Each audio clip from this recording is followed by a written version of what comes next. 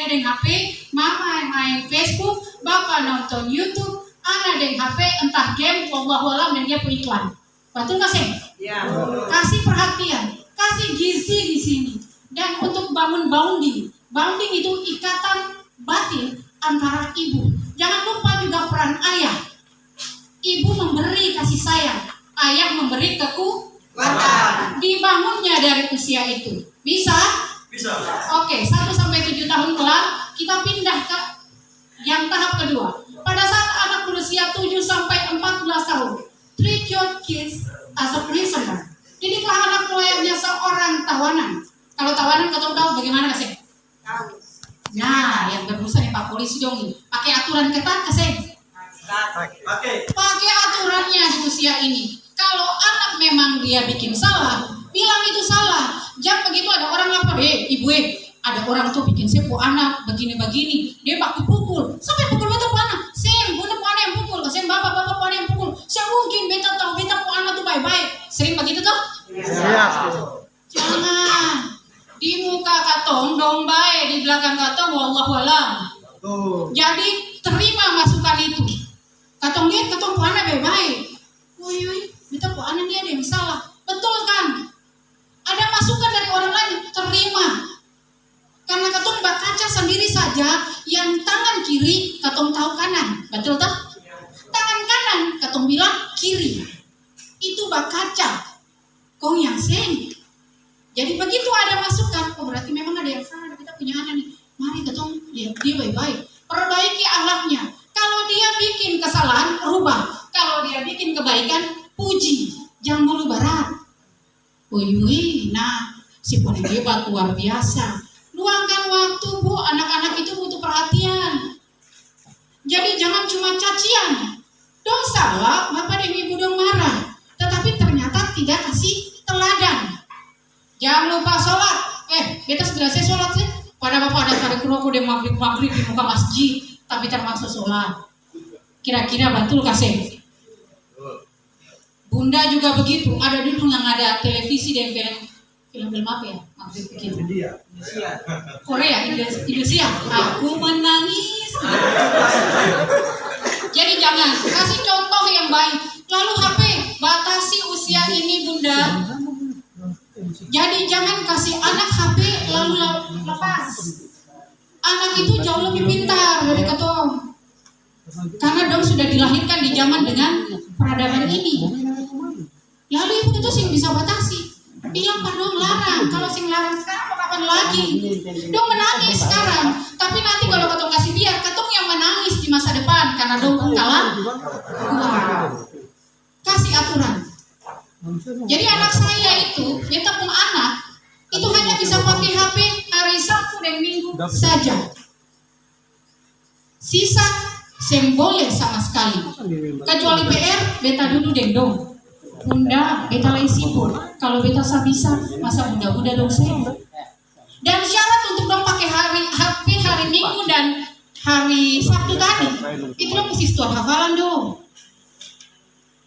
Insya Allah. Kalau sudah begitu, kita tahu pasti Allah yang nanti jaga dia. Oh iya nanti pas gini, mama ada iklan ini mama. Dia akan terbuka dengan sendirinya ke katong. Mari katong jaga dong sama-sama. Jadi kasih HP batasan ke dong. Ini yang boleh nah, yang bikin begini jangan lihat ini. Kasih itu perhatian. Dong saya minta lain. Betul kasih nak? Jadi jangan ikut dong punya mau. Masih bisa di ero usia ini. Kalau lewat sudah bisa ero. Ya ada dong parlente. Ya, katong pindah ke kelas 3 tahap ketiga. Pada saat usia 14 sampai 21 tahun, treat your kids as a best friend. Didiklah anak layaknya seorang sahabat. Yang sekarang dong bikin salah, lalu pukul dan rontang, dong menangis kira-kira karena tobat ke sen. Ada suku yang kepala tuh sen. Benar bunda. Benar bapak, bukan karena menangis, bukan karena tobat, tapi karena apa? Sakit. Tapi kalau bicara marah, susah mempan. Yang marah-marah tuh yang tadi, yang tahap 2. Tapi ini pendekatannya dirubah. Sayang nih jangan bikin malu mama dan bapak.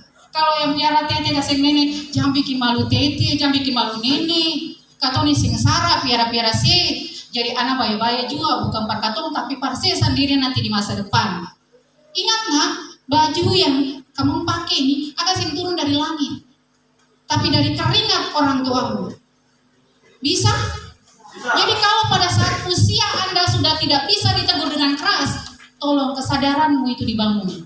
Jangan tunggu kata barang mama sih bilang nih, bapak sih bilang nih, katong semua sedih kasih edukasi, tapi sih mempan nih dari dalam diri. Plus orang tua tadi kasih pendekatan, membatasi dengan HP bapak ibu, saya bisa lagi larang sekarang, bapak dan ibu tidak ada ambil. Yang lihat ini iya sah, tapi mana begini sulit tanpa lain, betul nggak sih mas? Jadi pendekatannya dirubah, pengawasannya tetap, tetapi cara mengawasinya yang dirubah. Insya Allah kalau bapak ibu menerapkan yang tadi, berarti anak-anak itu bisa dirubah. Jadilah orang tua terbaik, jadilah rumah buat anak-anak. Jangan nanti gini, biasanya kalau orang tangani kasus gini, iya beta sudah didik dia baik-baik, tapi itu karena pengaruh lingkungan. Dia bergaul dengan orang mabuk, si ini jadi dia ikut mabuk. Dia bergaul di pacaran dengan A, B, C, D, akhirnya dia jadi berzina dan lain sebagainya. Kenapa? Karena orang tua tidak menjadi rumah buat anaknya. Masa iya yang baru dikenal bisa lebih kuat ikatannya dibanding orang tua? Malu gak sih? Malu. Jadi kembali ke diri sendiri. Mari kita juga ingatkan kita punya diri sendiri. Katong sebagai orang tua jadi rumah buat katong punya anak-anak. Jangan sampai lingkungan yang menjadi tempat ternyaman, orang lain menjadi tempat ternyaman, minuman, judi jadi tempat ternyaman. Jadilah katong sebagai orang tua terbaik, rumah buat katong punya anak-anak, rumah buat katong punya istri, rumah buat suami, rumah buat keluarga. Bisa ya Bapak Ibu? Bisa. Itu untuk parenting semoga bisa diterapkan. Plus untuk kakak yang kedua, abang di belakang tadi ya, pencegahan dan korupsi ya. Ini versi Pemda ya, kita jawab. Karena ini pengalaman pribadi pada saat kami itu diundang di desa mana tuh Pak Sikit? Yang dulu saya bikin SPJ itu desa Wai Hotong Baru. Kalau Bapak Desa Karang kayaknya memang sudah tahu, insya Allah sudah tahu. Jadi selama bikin kegiatan, jangan lupakan SPJ. Kalau tidak bikin SPJ, kegiatannya dianggap fiktif. Padahal ada begini, mana daftar hadir? Bapak dong saya bikin, sih kok pakai barang begitu kah? Akhirnya tiba-tiba temuan di kejaksaan, di polisi atau di kejaksaan, kan sedih ya.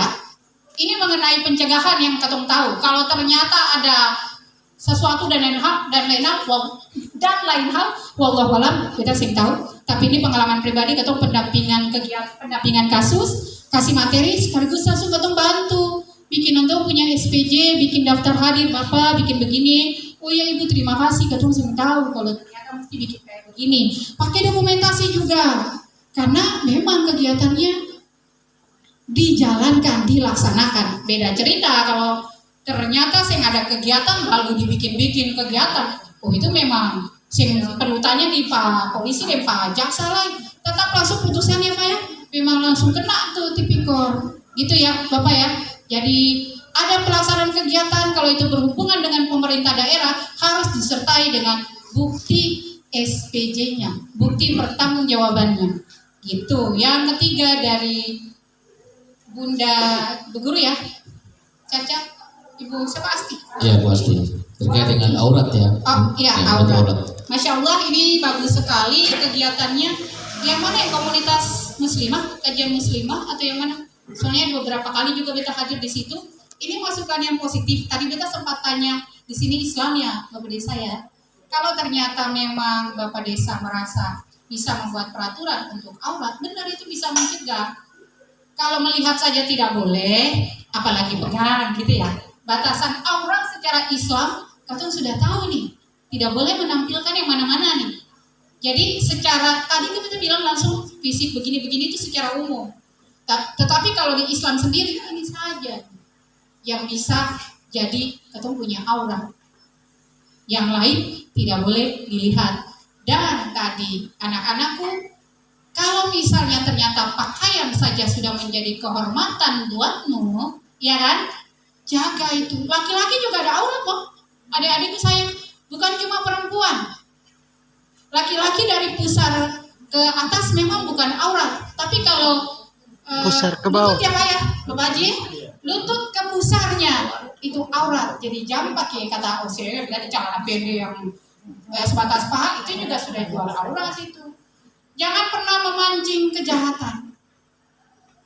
Jadi memancingnya bagaimana? Kata muslimah, cuman ini kadang jadi apa nih namanya? Fashion. Kadang jilbab, pakai jilbab tapi baju ketat. Sama aja. Itu memancing. Jadi jangan, apalagi di sini memang mayoritasnya Islam. Sayang, kenapa beta tadi tanya mengenai beda agama, kalaupun ternyata di sini ada beda agama siapa apa? Karena beta juga berasal dari dua komunitas yang berbeda, Islam dan Kristen. Dan semakin beta belajar Islam, alhamdulillah, semakin beta mencintai Islam. Kalau beta saja bisa, masa yang lain saya bisa, yang memang sudah dari sononya, bisa gak saya? Bisa. Mari kita mencintai Islam dengan segala aturannya. Kalau insya Allah Islam kita masukkan dalam hati, kita mendapat keberkahan ilahi, itu bisa menjadi cerminan buat kita bertingkah laku, bersosialisasi di masyarakat, dan pada saat ada kampanye-kampanye hukum, kita sendiri bilang, oh ya siapa? Barang yang di atas atau dengan hukumnya sendiri sudah sangat sempurna. Kalau ternyata nanti musyawarah desa dibuat peraturan kayak kalau di mana Aceh ya, Aceh tuh karena memang di sana Serambi Mekah buat aturan begini, lalu desa Karangjaya mau buat gebrakan, desanya unik sendiri karena memang Islam semua, lalu mau dibikin seperti itu apa salahnya? Siapa tahu jadi contoh nih, kayak gitu ya Ibu ya. Jadi bisa jadi kesepakatan bersama bahwa ini loh cara berpakaian kalau masuk di desa Karang. Insya Allah kalau itu diterapkan, saya nggak ada judi-judi, saya nggak ada pesta lagi, di sini aman. Pasti Bapak Desa nanti terima berkahnya dari Yang Maha Kuasa, masyarakat sendiri juga bisa semakin damai dan diberkahi selalu oleh Allah Subhanahu Wa Taala. Itu dari beta. Terima kasih atas segala perhatian. Wassalamualaikum warahmatullahi wabarakatuh.